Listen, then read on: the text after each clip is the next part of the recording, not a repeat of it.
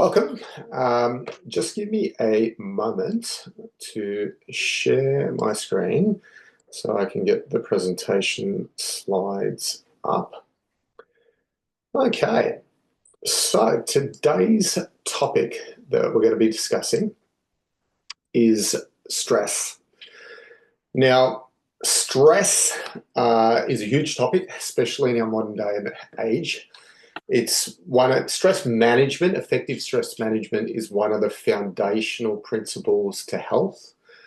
So it's a very, very important topic. We're going to talk about, how to for most people that have too much stress, so how to reduce your stress. And we're going to talk about the implications that stress has in relation to weight gain and a lot of other systems in the body and take a bit of a deep dive. It's a very interesting topic, and it's a very important topic to understand of how it works. And you might learn a few new things in this presentation, I hope. So stress, as I just mentioned, is a major contributor to weight gain and particularly belly fat. There's a direct correlation with belly fat and excessive levels of stress hormones. The hormones related to stress can create imbalances in other hormones. I've seen this time and time again, especially when women are going through that menopause phase of their life where their hormones are naturally changing anyway. Excessive stress at that time can be very detrimental to the hormone balance and can really create hormonal chaos in the body. And stress is related to many, many, many, many diseases. Some natural health experts believe that stress is the major contributor to disease as an overall. So, is stress affecting your life?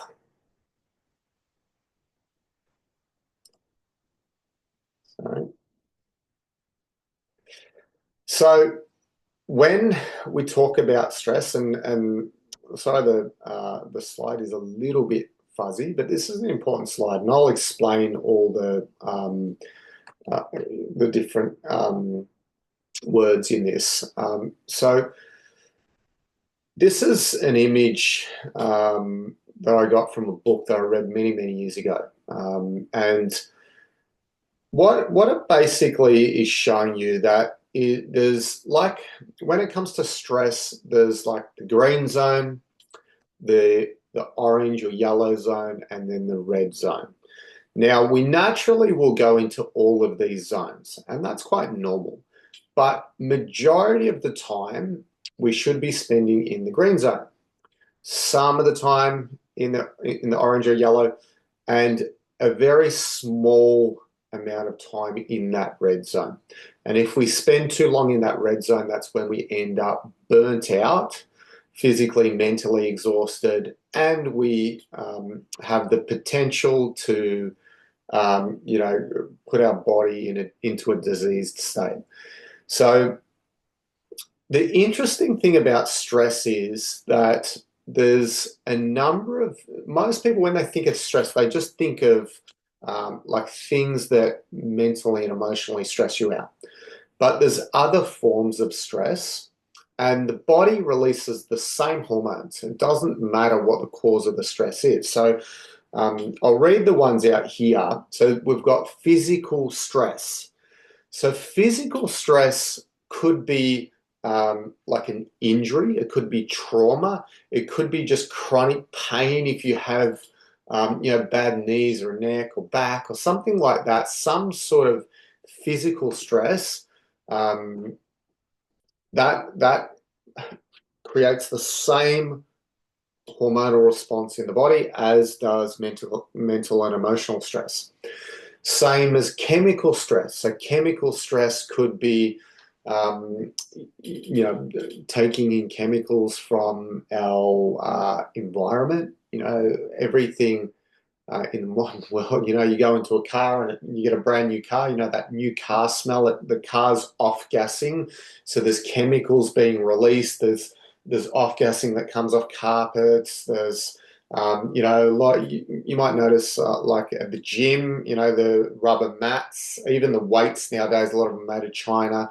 There's like off gassing that comes off those. It could be chemicals in your food if the food's been sprayed with things, or if there's artificial chemicals, dyes, additives in the food. It could be pharmaceutical products. There's a number of different sources, particularly in today's day and age. And again, feeds into that funnel here, and it has the same physiological response. Then we have electromagnetic stresses, which are things like phones, like electromagnetic radiation, microwaves are very big on that. Sort of, I guess, electronic devices, different ones have different levels that they emit. Mobile phone towers and things like that. Again, funnels into that same funnel, same physiological response in the body. Psychic, so like in terms of mental, so where we things that we think of. And the interesting thing with that is, if you've ever been in a situation where, say, you got a bit of road rage and someone cuts you off or something, and it's like the veins start popping out of your head, and you're so angry. And it's really just your perception of a situation, and the what meaning you attach to it. And the psychic can be, it can be imagined or it can be real. If someone rang you up and, or say a doctor rang you up and said, "Oh, look, I'm sorry to tell you that you've got cancer," or something like that, like the physiological response that would happen in your body would be extreme.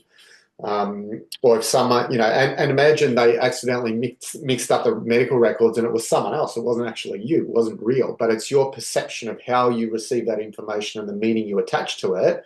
If someone rang up and said, "Oh, your child's been in a car accident and they've died," like whether that was real or wasn't real, your body, your heart rate would start pumping. You would just go out of control, and that's just your perception of something. And again, all of those things, same physiological response in the body, goes into that same funnel. Then nutritional. So if we're eating, processed foods and things like that, again, that's going to have a stress on the body. The body has to detox things that aren't natural, that aren't healthy.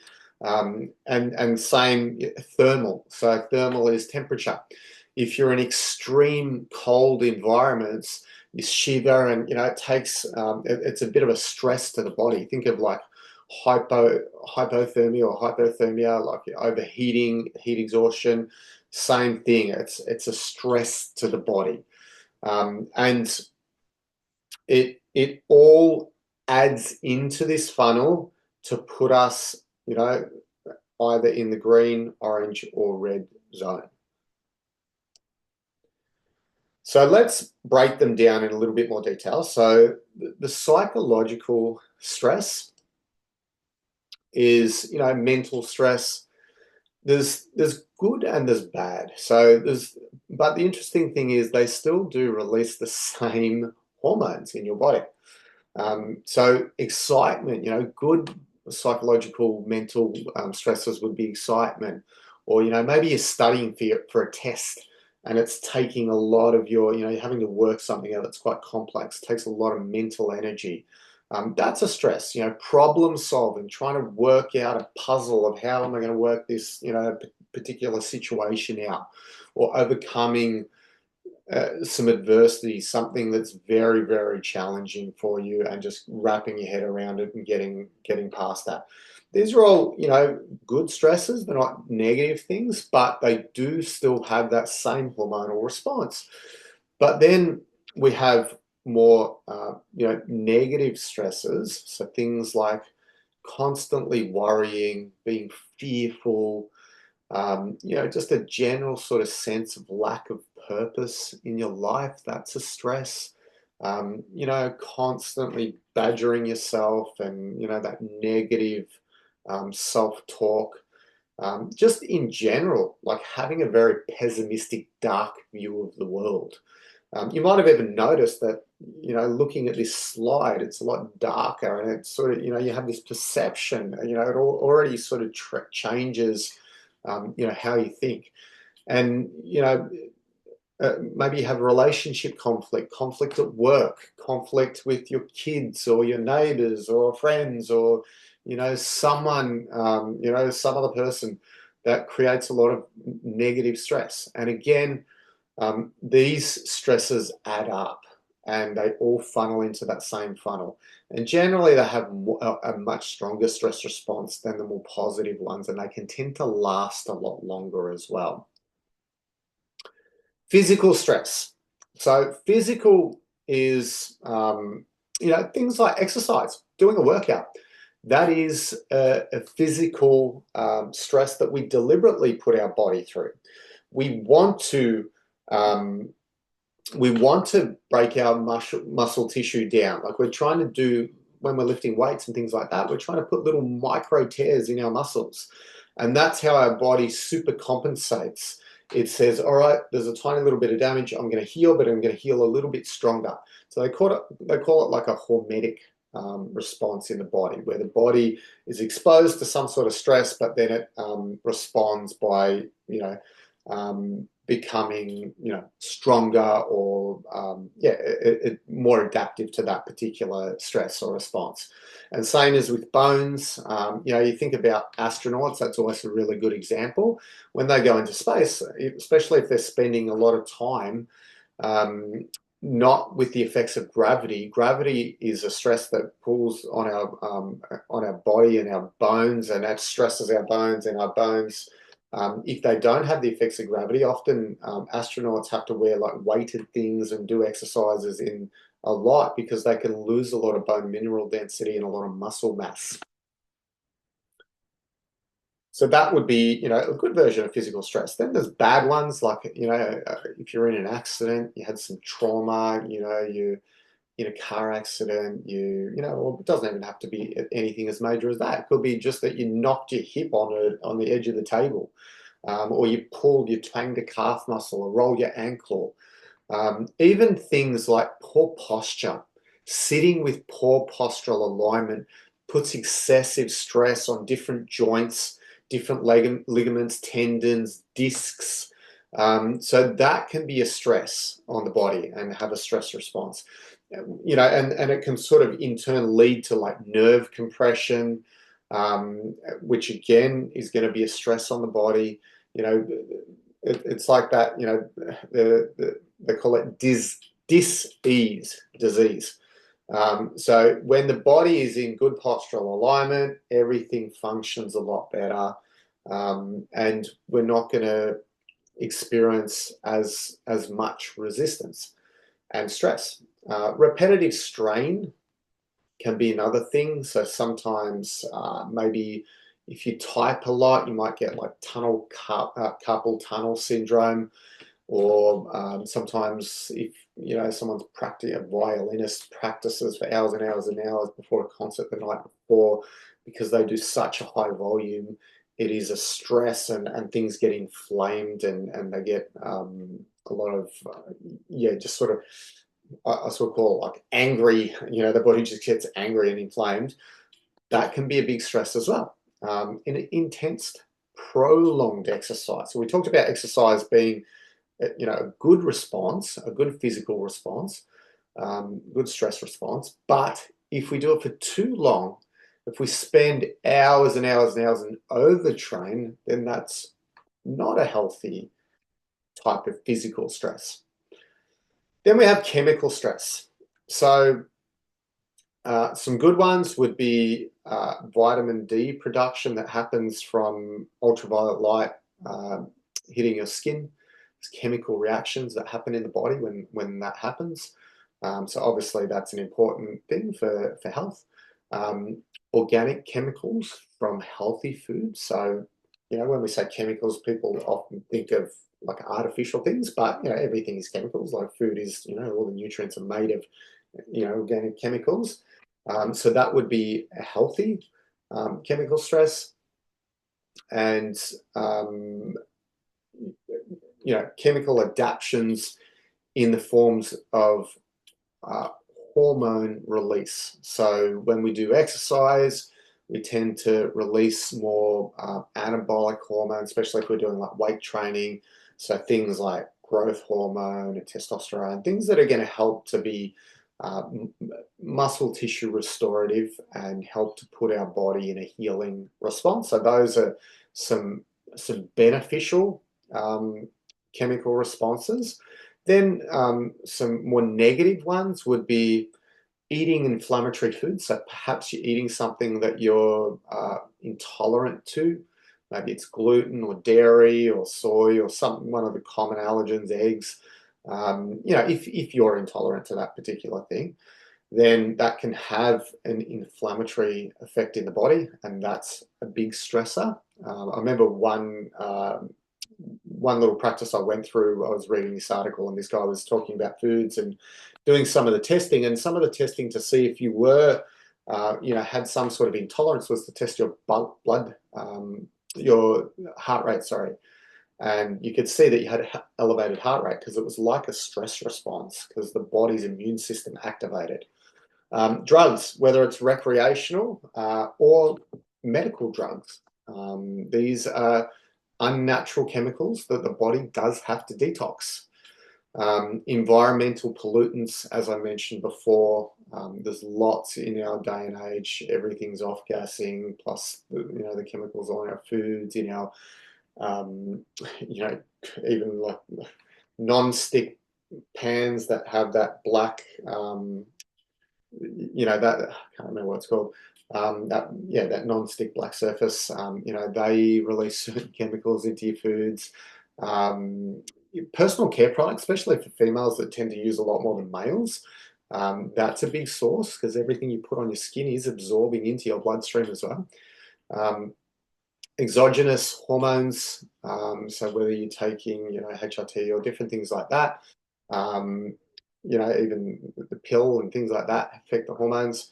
Allergies, so an overactive immune system. So whether you get, maybe it's, it's springtime, you get hay fever, or maybe you have other allergies. Again, that's always triggering the immune system, and it is a stress to the body. Or even mold exposure, that's a big one. If you have, like, we had a friend who had leaks in their roof, and their child had chronic sinusitis and was always getting sick, and they ended up finding out they had a mold specialist come in, and they had ripped all their plaster off, and they had black mold all behind the plaster. You couldn't detect it by the eye from looking at the wall on one side, but the other side had that black mold, and that had a big impact on the health of that child. And it was because there was water that had sort of leaked behind there, and the mold had an opportunity to grow. Electromagnetic stress. So things, as I mentioned, like, some good ones, if we talk about it, would be like the sun. Obviously, it's always dose dependent when we're talking about the sun. There's a lot of negativity around the sun, but the sun is, extremely important for health as well. But it's a Goldilocks. Obviously, if you have too much, then it's not a good thing. If you don't have enough, that's also not a good thing. We've got to get the right amount for the individual person. Barefoot walking and earthing, as it's called. Walking on sand or, maybe grass or, natural surfaces, dirt, with barefoot. There's believed to be like a transfer of electrons that happen through there, and that's meant to be very good for health, a lot of people believe. So that would be more of a good effect, and it just feels good. It feels nice walking with your feet on sand or wet grass. It activates some sort of senses in the body, which I think is definitely positive. More negative stresses, as we said, is definitely getting sunburnt. That's not a good electromagnetic stress. Radiation, like X-rays and things like that, are not beneficial. EMFs, so from like mobile phones and microwaves, like I mentioned before, generally most electrical devices that emit stuff to varying degrees. Nutritional stress. So, some good ones would be digestion. That is, that is our body doing work to break down our food, to metabolize and to absorb and assimilate that food. Obviously we're talking about healthy, whole foods, natural foods. Bad ones would be, things like pesticides and sprays that are on foods or additives. I mean, you look at the color of these things, nothing natural about any of this stuff. So obviously there's stuff that the body will have to detox and, will be stress. Alcohol, caffeine, certainly affects the blood sugar levels in the body. So that is a stress to the body. If the blood sugar is fluctuating constantly, like on that roller coaster like we've talked about already, that will certainly have a stress response. Eating too much, not eating enough, starving yourself, overeating, feeling overly uncomfortable full, that definitely does. And of course, just processed foods and drinks is a stress to the body. Then thermal stress. So some good thermal stresses, maybe some cold water plunges. So it does put a lot of stress on the body. And that part of the theory behind cold plunges, if you look up Wim Hof, who's sort of the grand master when it comes to all of this stuff, is, as he explains it, is that you are putting yourself in a highly stressed state. You jump in, a plunge pool or a tub of iced water. The first thing you want to do is get out of it as soon as possible. That's your immediate response. But what we're trying to do when you do stay in there is to calm your breathing down, to slow everything down and get your body used to dealing with stress, but being able to not have such a high stress response. And just maintaining your body temperature unassisted. These days we tend to, if it's a little bit cold, we put the heater on. If it's a little bit hot, we put the air conditioner on. So our bodies get quite lazy. They don't, they don't effectively manage, temperature changes. So there's a lot of physiological changes that would happen if you never had air conditioning. Or, a lot of us grew up never having air conditioning and maybe even some not having heating. You adapt, but once you get soft, once you don't have those things, because the body loses the ability to do that. And that's an important skill for the body to have.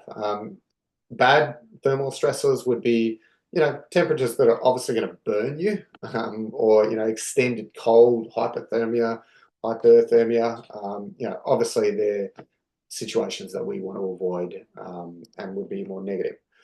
So I guess the question is stress bad? And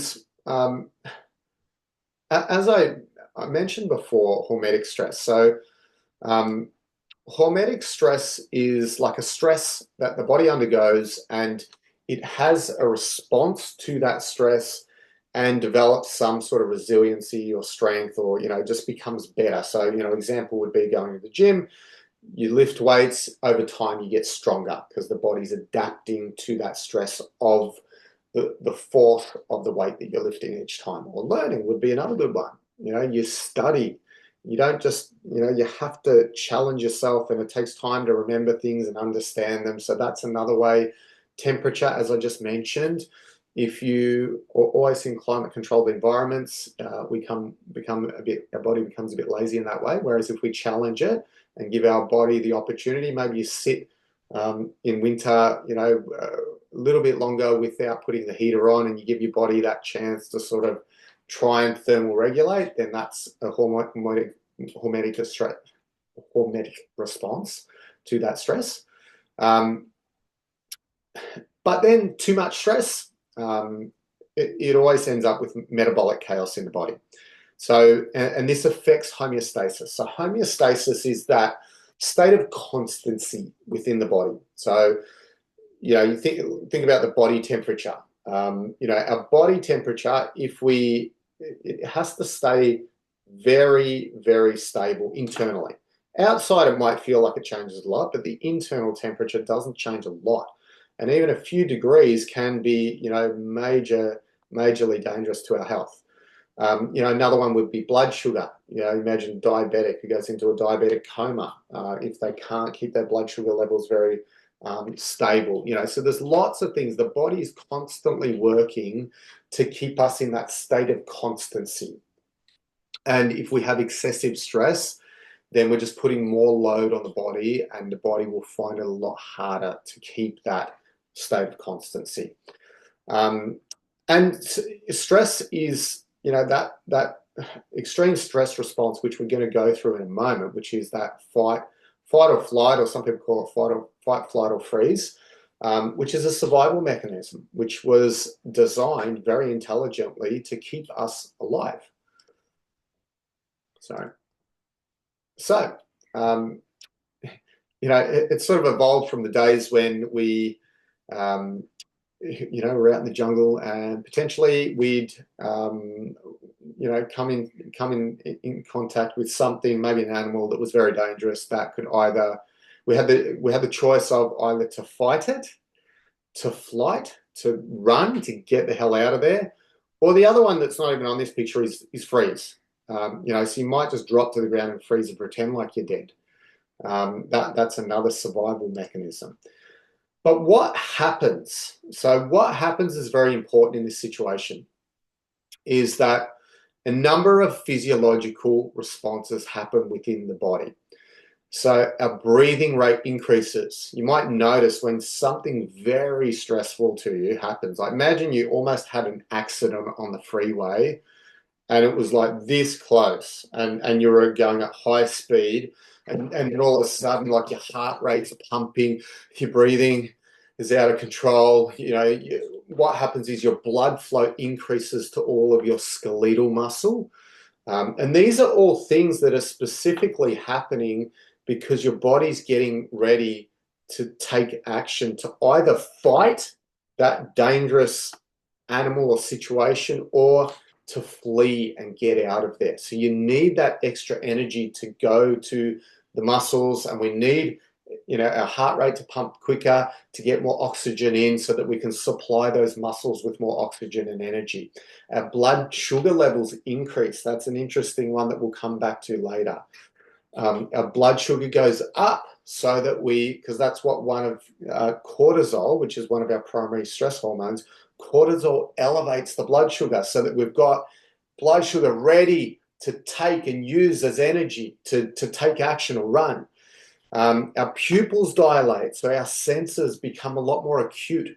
We can see sharper, like everything, even we get stronger. A lot of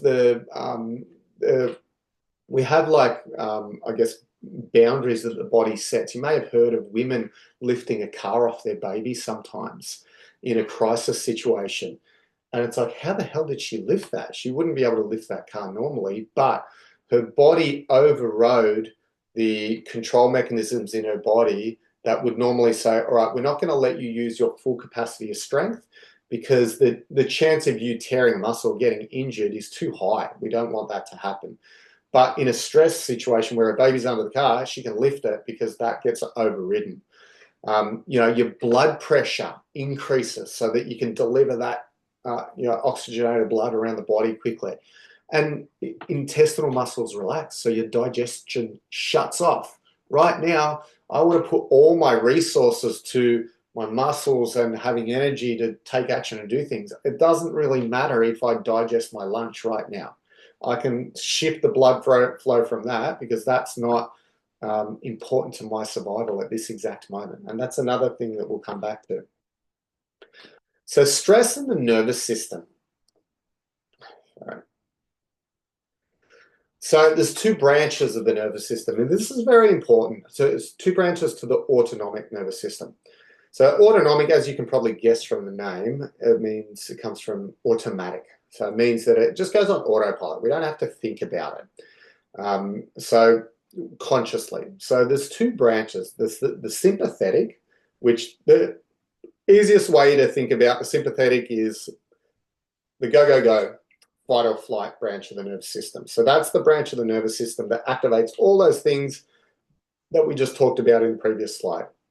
The parasympathetic nervous system is, some people call it the rest and digest branch of the nervous system. So that's when we're calm, when we're relaxed, and our body can go into more of a restorative state, start to rebuild tissue, it can digest our food, it can sort our memories out, all those sorts of things can happen.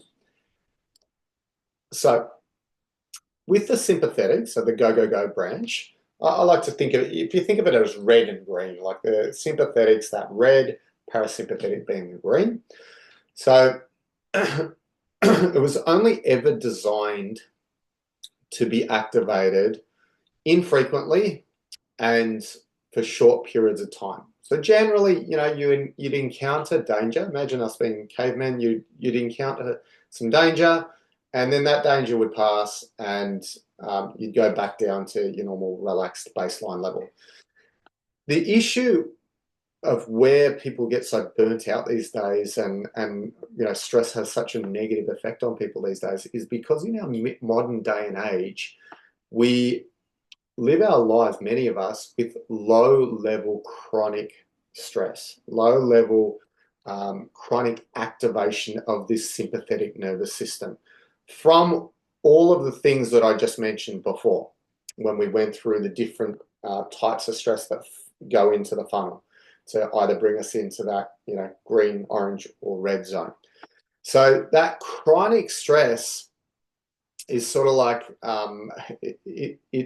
it diverts our energy and our resources to that branch of the nervous system, and it shuts our parasympathetic branch of the nervous system down.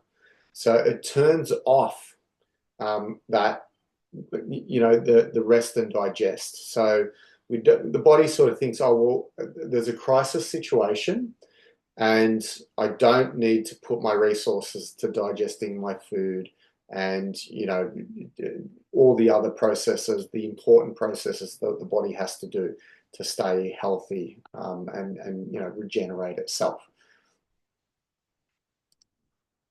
So this is another diagram that gives you another bit of an insight into some of the parts of the body that are they've got blue and pink. I said red and green, but if we imagine this was the red, the go branch. So as I mentioned before, when this gets activated, pupils dilate, salivary glands are inhibited because that's for digestion. The heart accelerates the heartbeat. The lungs, they dilate to take more oxygen in. The stomach inhibits digestion because we don't need to digest food right now. The liver gets stimulated to release glucose. So that's one of the places when we talk about the pockets where we store our carbs. The liver is one place in the muscle tissue. So the liver gets stimulated to release some of those stored carbs into our blood sugar. And that's very important when it comes to weight gain. We're going to talk about that after. It stimulates hormones that are norepinephrine and epinephrine, which are stress hormones from the kidneys. Intestines get inhibited. Bladder can relax. Sometimes people wet themselves if they're overly stressed, or animals can do it sometimes. And then obviously the other side is pretty much the opposite to what we just mentioned here. So you can see that they've sort of got like a yin-yang type relationship. So chronic stress, it leads to, as we mentioned before, a loss of homeostasis. So remember that homeostasis is that level of constancy when everything's balanced in a proportional level and the body can just function optimally without too much effort. And it creates, that excessive stress creates metabolic chaos. So it affects many hormonal pathways in the body, which have ripple effects into other areas, which affect the whole body as a system. You may have heard me mention in one of the previous trainings that the body, it's like a a system of systems. There's many, many different processes going on at any one time, and it's like an orchestra. So when it's in balance, we get beautiful music. When it's out of balance, it's just noise.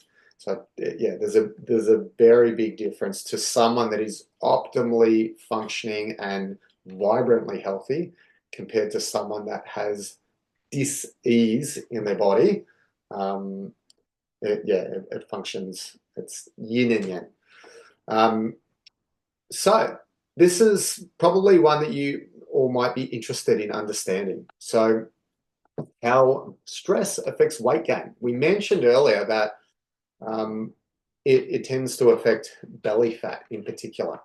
And this was a real eye-opener when I learned this many years ago. And it really helped. I'd always heard that, oh yeah, stress gain leads to weight gain. And most people think, oh yeah, when you're stressed, you eat more, you eat more bad foods. And that's true. But that's not the only piece of the puzzle. There's actually a physiological response that happens that puts your body into a fat storage mode. So let me explain. So cortisol, one of our primary stress hormones, which activates that go, go, go, and all that chain of events from that sympathetic nervous system, the red branch of the nervous system that we've been talking about. What happens is cortisol releases sugar from our liver into our bloodstream. So remember our pockets, we've got our carbs stored partially in our liver, and the body's saying, all right, I'm going to fight or I'm going to run and get the hell out of here. I need energy. Let's get some of those stored carbs in the pockets out into our bloodstream, ready to use as energy. Now, the issue is that for most of us, we're not coming face to face with a tiger every day. It's normally some form of stress that is invisible, or some form of stress that doesn't require us to fight or doesn't require us to run. So it doesn't really require us to need extra energy, extra blood sugar. So what happens, all of a sudden our bodies just dumped all this sugar in our bloodstream. So remember we talked about homeostasis. The body doesn't like excessive blood sugar. So it's immediately going to release what hormone? Hopefully you knew the answer to that, because we've mentioned this hormone a number of times. The hormone is insulin. So insulin, remember, insulin is our primary fat storage hormone and stops us from burning fat. So all of a sudden, we've got this extra blood sugar that we're not running, we're not fighting, we don't actually need that energy. Maybe you're sitting at your computer and you're on the phone and your boss is giving you a hard time, or you're not expending any energy. So what happens is the body says, okay, well, we've got all this extra energy, let's plug it into our fat stores for later when we might need it. So that's the situation that people chronically get into. They have these low-level chronic level of stress and cortisol that's flowing through their body, and it's constantly affecting their blood sugar and causing them to store it as fat. And cortisol is linked, I believe, I'm not exactly sure, but I believe there's more receptors in the fat cells around that area as to why it has more of an effect. But it definitely does have an effect to store more belly fat. So what can I do?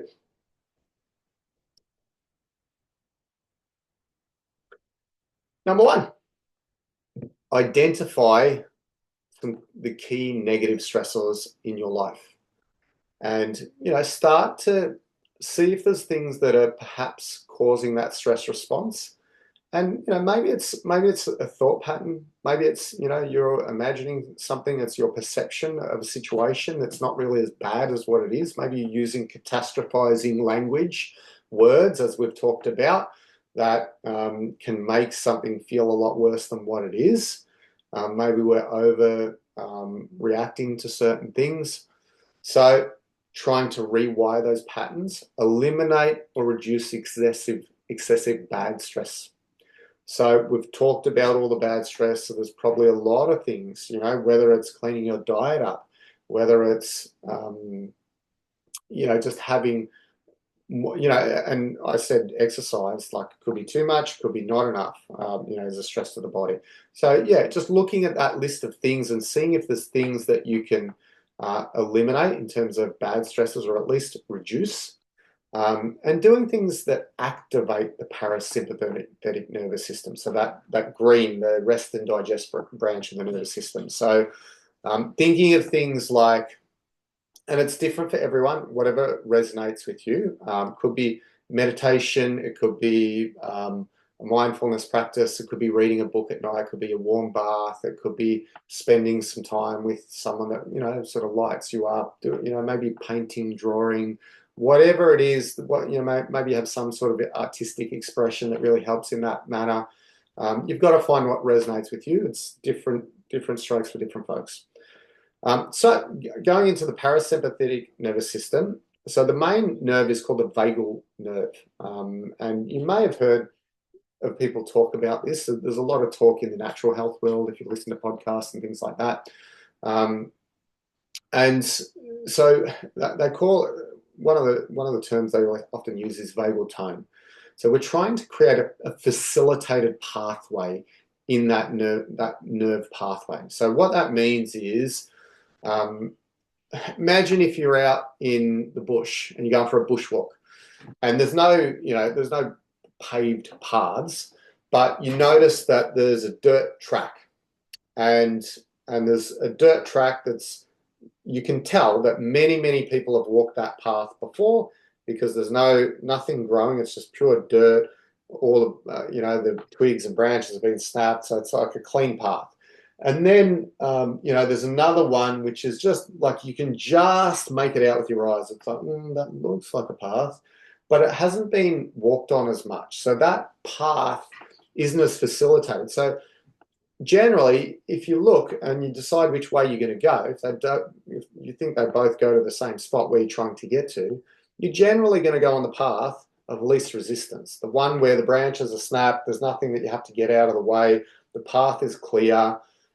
It's the same as the nervous system. So the body will send it will send electrical impulses down the nerves that have, the more that nerve has been used before, the more facilitated that pathway becomes. That's why it's hard to break habits of things that we've done over and over again, because it's like you can also think of it like when you see a rock and it has like a stream of water, and that water over time has grooved in like a channel, and the water will always go down that path because it's the path of least resistance.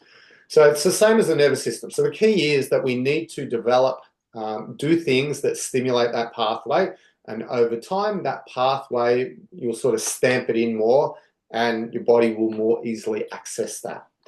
And that part of the nervous system is so important for our digestion, so important for healing, restoring, repair, calming our mind and body, lowering our blood pressure, just making us, just keeping that balance between that yin and yang, that hyper go, and that rest and digest. So this is just some visuals if you're interested to see the actual vagus nerve. You can see all the branches and things like that. And you can see how it connects into different parts of the body, as we were talking about before. Obviously there's a lot that happens here in the digestive area, but it definitely activates lots of different areas of the body, which are important for optimal health. So just some ideas of things that you can do to strengthen your vagal tone. As I said, it is individual to everyone, but it might be, listening to music, and that's an interpretation that you make yourself, but probably like highly aggressive music might not be super calming. Maybe you like, musical instruments. Maybe you like, Oriental style music, or, whatever it is. Maybe you like to listen to the sounds of of nature, like, flowing water or the wind or things like that. So it's really individual to each person. Maybe meditating resonates with you, or even praying. That can be quite beneficial to tune into that branch of the nervous system. Yoga, stretching, relaxing, breathing, mindfulness practices. There's so many different things that you can do, and it's really just your interpretation. What feels calming and relaxing to one person may not feel that to another person. It might frustrate them or annoy them, and have the opposite response. Social connectedness. To the right people. Some people are, as we've talked about, energy givers, energy takers. So definitely the energy givers. Doing things that are fun, that you enjoy, that light you up. Spending time in nature has been very highly correlated with this, because the sounds and rhythms of nature. In fact, this morning I was just reading a study that was talking about the sounds of birds and birds chirping, and why we, naturally, gravitate towards that, because it's like being in a forest, and the birds have different types of chirps. They communicate from one end of the forest to another end of the forest, and often natives, that were very in tune with living in the forest, could tell if there was danger coming by the sounds of the chirps of birds. So, that whip bird, I always love that sound. It just sort of puts me into a relaxed state. But again, it's personal how it affects you. Singing, humming, chanting, and gargling. Since I've moved to the Northern Rivers, when I do my yoga class, in Melbourne, no one would do this, but here they do. And at the end of the yoga class, we do a group hum, and it's interesting because it sounds stupid, but what I realized over time was I was like, oh, so what it's doing, it's the same as that gargling. It's that vibrational singing or humming. It's that vibration in the chest cavity. And, intuitively, people must have learnt this thousands of years ago, that there was some sort of connection, not that they would have known the science about the vagal nerve or anything like that, but intuitively they must have connected that rest and digest to that physiological, sort of that physical thing that you do in your body. Laughing as well. There's a famous doctor who, can't remember his name. I don't know if he won a Nobel Prize, but he's very famous. He cured his cancer by watching just funny movies on repeat, one after another.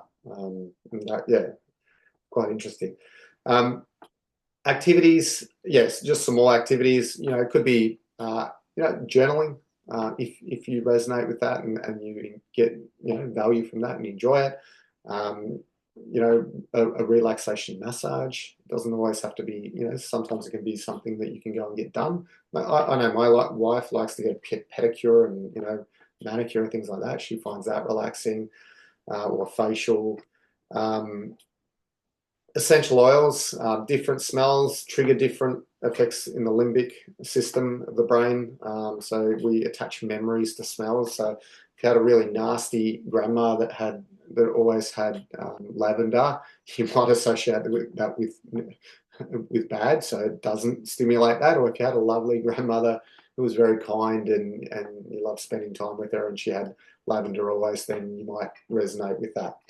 And it's always very helpful to have a ritual. Perhaps before you go to bed, something that you do as a practice that your body just knows. All right, now it's relaxation time when I do these number of things in a row. So some tips to reduce stress. Definitely digital detox. We talked about that we mentioned that in relation to sleep, but sometimes a digital detox. I did it the other day with my son. I was noticing he was using his phone too much, and I was like, look, I was sort of angry at him, so I took it off him. But I took it off him for a few days, and I said, look, I just want you to start to pay attention to, your own body, your emotions, how you feel. Not having a device to stare at for a few days, because you've lived your whole life with a device. I know the difference. We all know the difference, because we grew up most of our life, or the first part of our life, without digital stuff. So it does have a massive impact on anxiety, how the brain wires and all that sort of stuff. So that definitely helps. Even decluttering, things like, getting organized. When you have chaos, what's the old saying? Like, out of chaos, something about, when you're organized outside, it creates inner calm. When you have like crap everywhere and you feel disorganized, then it creates like inner chaos in your mind. I find that to be very true. Doing adventures, maybe mindful movement, maybe going for a walk and intentional things that are out in nature, where you're not distracted by other things. Embrace the emotions, name it, feel it, release it. So, not necessarily trying to bottle things up, but, we're allowing ourselves to feel frustrated. We're allowing ourselves to feel sadness. They're all natural things, but, we're just not living there. We're if something gives us that reaction, you say, all right, that's fine. I feel that way. Let yourself feel it, but then just say, all right, now it's now it's time to let go of that. These are some other things. I won't even read them all out, but setting boundaries is probably an important one. If there's people that encroach in on your boundaries, then that can be quite stressful and affects your ability to stay in that calm state. So that's another very important one, I believe. So my top 5 stress tips. So these are the things that I like to do, that I personally resonate with. So breath work. I like to do it sometimes with movement. So I love yin yoga. That's probably one of my favorite ways of doing breath work, just holding a stretched pose and breathing. Sometimes like a little bit of slow movement with breathing as well. Whether it's like alternate nostril breathing. There's lots and lots of, just look it up on YouTube. There's a ton of different breathing methods that you can choose that are very stimulating to that vagal tone and that parasympathetic nervous system. The interesting thing about breathing is that breathing is it's controlled consciously and it's controlled subconsciously, but it can be controlled consciously. So if you think about breathing, we spend all of our day breathing, but we don't really think about it that often. But if I said to you now, think about your breathing, all of a sudden you can make it fast, shallow breaths. You can breathe through your nose, through your mouth. You can do slow, deep, rhythmical breaths. You can change it. And it's like a little window of opportunity to have a ripple effect into a lot of the other autonomic parts of your body that you can't consciously control. So when you do breath work, you can slow your heart rate down. You can calm the speed of thoughts in your mind. You can lower your blood pressure. It has lots of different spill-on effects.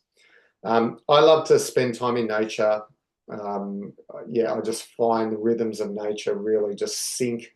And like I love being in places where I can't hear a car or anything. Just being immersed by nature. The air feels different. It feels so much better. A lot of people have come on our retreats before and have done a lot of those nature walks with us, or even in the pre-program like you guys are doing now, have started to do some of them, have found, oh yeah, I forgot how much I love this, because we live in these boxes and we just get used to it. We forget. I love to do jiu-jitsu, which is martial art. It can be high stress because we're wrestling and trying to strangle and joint lock each other, but it puts you in the moment. When someone's trying to cross lapel choke you, then you're most certainly not thinking about what you've got to do in 2 hours time. You're just thinking in that moment. So I find it quite a mindfulness process. Reading, I love to read. Just reading books, not devices. I love just laying out in the sun on a nice sunny day, reading a book. That's probably one of my favorite things, or reading before going to bed. And even, another thing that I've always loved to do is just have a chat in the evening with my kids laying in bed. That's sort of like my catch-up time to, know what's going on in their lives, and they're not distracted by other things as well. So we get a good bit of, connection there. Em's top 5 tips, or the things that she loves to do. She loves the earth. So as we mentioned about walking on bare earth, connecting with nature and water and things like that, beach. yoga, so just more simple poses, working on the breathing, like I sort of mentioned. She loves to swim, which again she finds helps her to focus in on her breath and her breathing. Humming, singing. I'm not sure when she does it. Maybe she does it when she's cooking or in the shower or something like that. And Em's very good at setting boundaries. So, making sure that she doesn't, allow herself to get overly busy and when she is, getting towards that busy stage, putting a boundary up and not letting other people put things into, that's going to put her into that red zone. Prioritizing that around her values and, and her bigger purposes in life. So, as always, the key is when you learn something new, take action immediately. So we've given you a lot of information. So knowledge is power, but action is where true understanding comes from. So, I talk to so many people in life, and look, I do it as well with lots of different topics where it's like, the theory, but you don't really get the true understanding until you practice it, know the theory and put it into action. And that's what this whole Level Up program is all about. It's about taking the action steps. And a lot of this information that I've given you guys, obviously not to this level, I've given to many clients over the years, but they're not as receptive to it because they're not in this immersion period where they're doing everything as well as learning it. So that's why I highly encourage you to do something in relation to stress. Take some sort of action. Thanks for watching. Hope you guys learnt a few new things. And as always, if you have any questions, just let me know.